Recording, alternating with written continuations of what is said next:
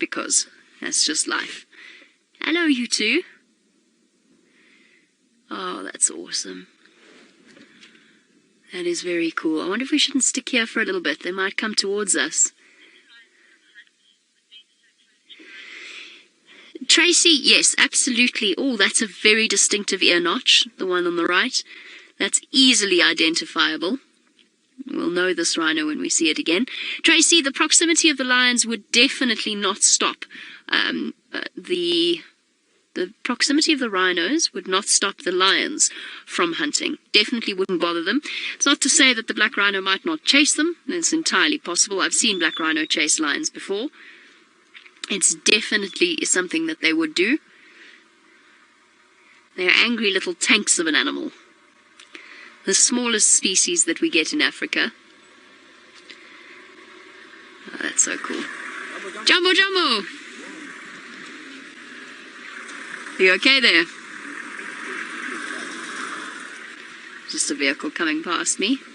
Oh, these rhinos are coming right to us. This is so epic.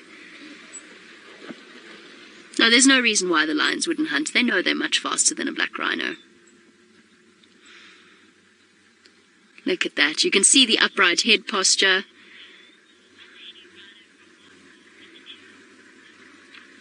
Now, I walk in the rain. You want to know if there's any rhino calves in the area. There is apparently a female with a calf, quite a large calf, not a nude little baby. It's entirely possible that there are more of them with young ones. I'm not 100% sure. Obviously, we still haven't got to grips with exactly how many rhino are out here or around the area that we drive in. So there could be more. And black rhino are a lot more gregarious than originally thought. They actually do spend quite a lot of time socializing together. They're not as solitary. Certainly the big mature bulls spend a lot of time on their own. I'm sure you've all seen that fascinating footage from a documentary series with the black rhino around a waterhole, where the one picks up a kudu skull on its horns. It's beautiful. Hey, you two. Oh, I'm so excited to be seeing rhino and to be sharing them with all of you. It's so special.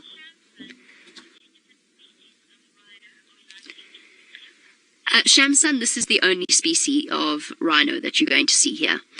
There's no, as far as I know, no white rhino in this area. There might be one or two hidden away somewhere. This is a young one. I think this is a mother and a mature calf, would be my guess as to what dynamics we've got here. Hard to tell. I can't see exactly. Obviously, I can't see between their back legs, which is the only way of telling the difference. In long grass like this, at great distance.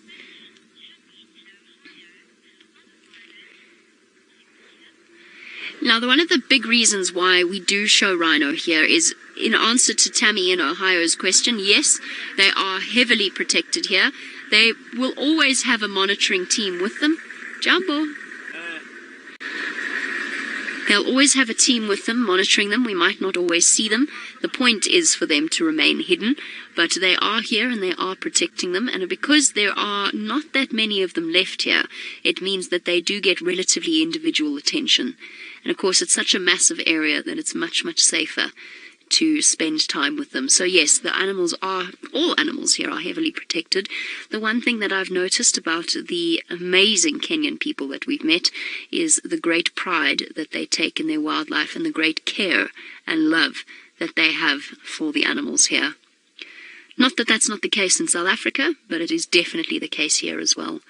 There are some very, very dedicated people who protect these animals. Hey, you. With your torn up ear. Turn around. Robert, there are a couple of very big differences between a white and a black rhino. And I'm just going to get us closer to where they're going.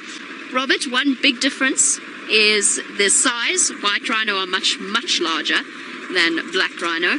Oh, they're going right to the road we were on. Oh well, such is life.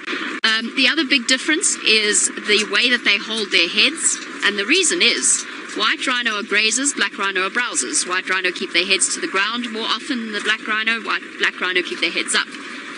And what that means is that because white rhino are heavier, they've got longer heads, they have a big hump on the back of their shoulders where the muscle attachment forms to allow the rhino to hold the weight of their head. White rhino, big broad lip, top lip, because they use that to crop grass. Black rhino, hooked lip, because they use that to break off branches. And a very, very distinctive 45-degree angle. That is the sign of a black rhino feeding. I don't want to go too fast and startle them, but they are going to walk right across the road in front of us.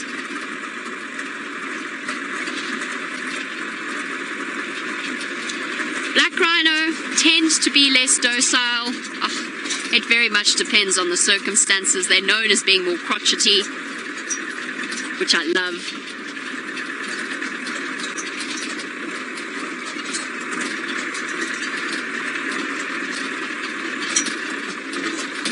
Move out of the way for this vehicle. There we go. A nice view of our black rhino as they walk across the open area.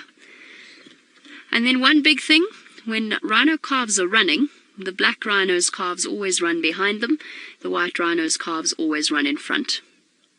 And that's dictated to by the habitat that they prefer.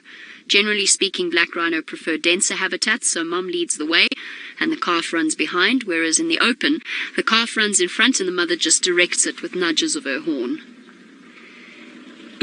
Oh, that's gorgeous. I hope you're getting lots of amazing screenshots. There you go, you can see much shorter head than a white rhinoceros, and you can actually see the hooked lip. Slightly more rounded ears as well. Lots of notches for us to identify these rhino in the future. So as our rhino wander off, let's go across to Scott, who's found evidence of a carcass.